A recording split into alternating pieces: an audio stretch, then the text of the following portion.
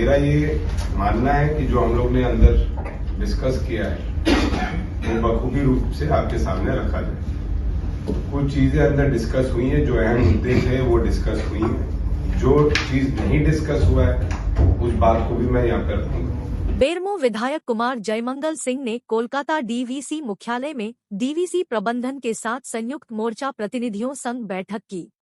सभी मांगों पर सकारात्मक वार्ता के बाद गुरुवार रात्रि बोकारो थर्मल एवं चंद्रपुरा पावर प्लांट में विगत 3 अक्टूबर से चल रहे गेट जाम आंदोलन को समाप्त करने की घोषणा मोबाइल फोन के द्वारा जानकारी दी।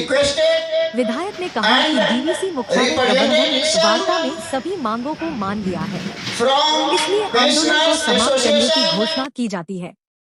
कहा कि आंदोलन को सफल बनाने में संयुक्त मोर्चा सहित पेंशनर की भूमिका काफी सराहनीय रही है। घोषणा के बाद बोकारो थर्मल में विगत 72 घंटे से चल रहे गेट जाम आंदोलन को आंदोलनकारियों ने गुरुवार रात्रि लगभग 8 बजे हटा लिया। गेट जाम हटने की घोषणा के बाद एक और जहां बी शिफ्ट के कामगार ड्यूटी पर जाने को लेकर पावर प्लांट के गेट पर पहुंच गए। 3 दिनों से खड़ी कोयले ट्रांसपोर्टिंग की गाड़ियों का परिचालन सुचारू रूप से शुरू किया गया। वहीं दूसरी ओर गेट जाम समाप्त होने के बाद से स्थानीय प्रबंधन व प्रशासन ने भी राहत की सांस ली।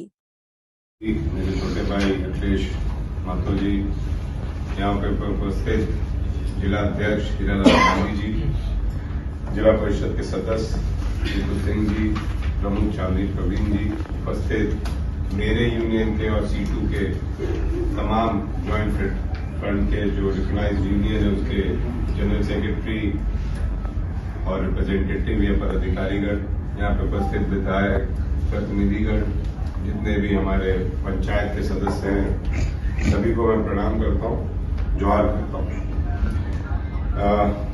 अरूपदा ने अपनी बातों में सब चीजें रख दी हैं, अखिलेश जी ने भी रखी, हीरालाल भैया ने भी रखा, बहुत अच्छे ढंग से रखा। लेकिन मैं आपके सामने उन बातों को दोहराना चाहता हूँ और मेरा ये मानना है कि जो हम लोग ने अंदर डिस्कस किया है वो बखूबी रूप से आपके सामने रखा जाए।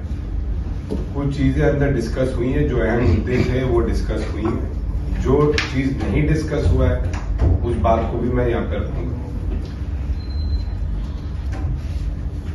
सबसे पहले तो सर 3 पॉइंट हमारा जो डिस्कस हुआ उसको तो आज के जो रिकॉर्ड्स में आप हमसे साइन कराइएगा रिकॉग्नाइज्ड यूनियन से, उनके सदस्यों से, तो वो तो रहेगा ही रहेगा। चौथा चीज आपको सर उसमें एक ये भी लिखना होगा कि 75% को हम लागू करें, वो एग्रीमेंट क्लॉज में आए, क्योंकि सर वो हमारी सरकार का, वो हमारे मुख्यमंत्री जी का सोच है, तो वो हम एग्रीमेंट क्लॉज में जाएंगे। तो अंदर क्या बातें हुई हैं उस पर मैं आपको बता देता हूँ।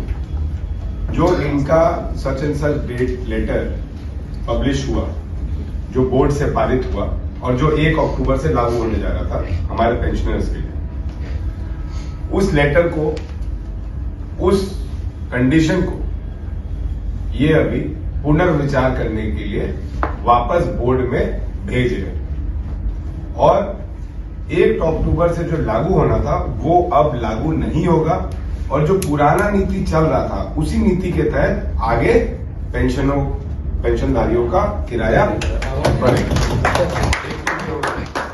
दूसरा, दुकान का भी जो किराया है वो पुरानी नीति के आधार पर ही होगा।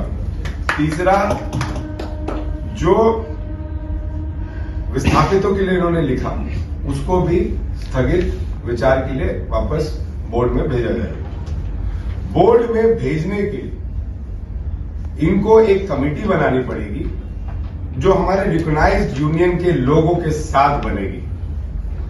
उस कमेटी को मेंबर सेक्रेटरी के द्वारा EDHR के द्वारा बुलाया जाएगा।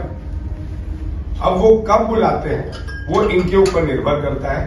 अभी तो पूजा है, तो मैं समझता हूं दिसंबर जनवरी तक बुलाएंगे और वो कमेटी आपस में राय मशवरा करके जो सही निर्णय होगा पेंशनर के लिए या फिर विस्थापित के लिए या फिर आम जनता के लिए या फिर अन्य लोग जो वहां पे क्वार्टर में रह रहे हैं, उन क्वार्टरों पे भी हम विचार करेंगे कि वो क्वार्टर को भी हम कैसे बचा सकें या लीज आउट कैसे हम दे सके वहां के लोगों को, उस पे भी वो कमिटी अपना विचार करेगी। और उस कमिटी से जो विचार निकल के आएगा वो फिर ये बोर्ड में भेजेंगे। जब तक वो कमिटी में विचार विमर्श नहीं होगा, फाइनल नहीं होगा, हस्ताक्षर नहीं होगी रिकॉग्नाइज्ड यूनियन के साथ, तब तक हम इस चीज को मानने वाले नहीं है और तब तक पुराना जो नीति है वही चलते रहेगा। ये 3 पॉइंट अहम था। चौथा पॉइंट 75% का जो हमारा मुख्यमंत्री जी का सोच है, और मेरा यकीन मानिए सर, मैक्सिमम काम डीवीसी में, चाहे सीटीपीएस हो चाहे पीटीपीएस हो, I don't know how, but we have been seeing from last 20 years कि कैलकाटा में बैठे हुए कंपनी को मिला, जो सच्चाई है। मेरे यहां तो मैं बता दूंगा कि एक भी कंपनी कैलकाटा के बाहर वाली काम ही नहीं कर रही। और कैलकाटा की जब कंपनी काम करने आती है तो वो कैलकाटा की लेबर्स को लेके आती है। सर, जब कैलकाटा में काम होता है तो झारखंड की तो लेबर को नहीं लेके जाया जाता है। तो कैलकाटा की कंपनी जब झारखंड में काम करने आ रही है तो कैलकाटा की लेबर को क्यों लेके आ रही है, बंगाल की लेबर को क्यों लेके आ रही है?